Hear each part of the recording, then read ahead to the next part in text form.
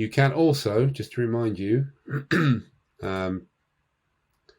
copy your scenario from one that you've created earlier.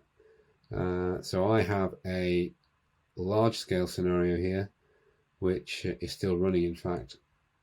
But if I wanted to copy it and vary it and then run it again, I would go to the large scale scenario, click on these little three dots on the right hand side, and I have a copy option, and I can make a copy of it.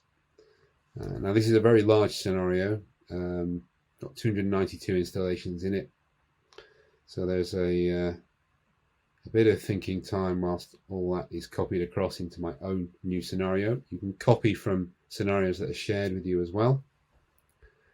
And there is our new large scenario. This has a lot of installations in it, but I can now amend that. I could also, if I wanted, change the scenario year, move the scenario year forward, in which case it would ask me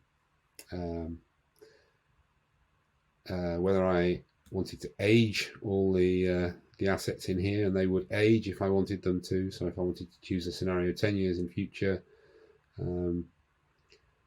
we would create a copy which has got assets that are 10 years older. I won't do that for now, just because it will take a little while to do that. And then add some new ones for my new scenario year, and then submit my scenario to run. So this is how we've set it up to try and allow us to create large scale scenarios and copy them forward and backwards in time, basically so that we can do scenario and generation planning.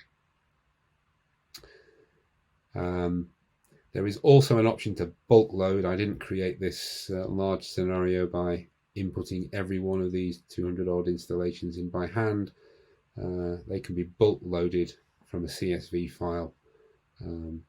You won't have that ability in the free version, but that's available, and that's how we create our large scenarios.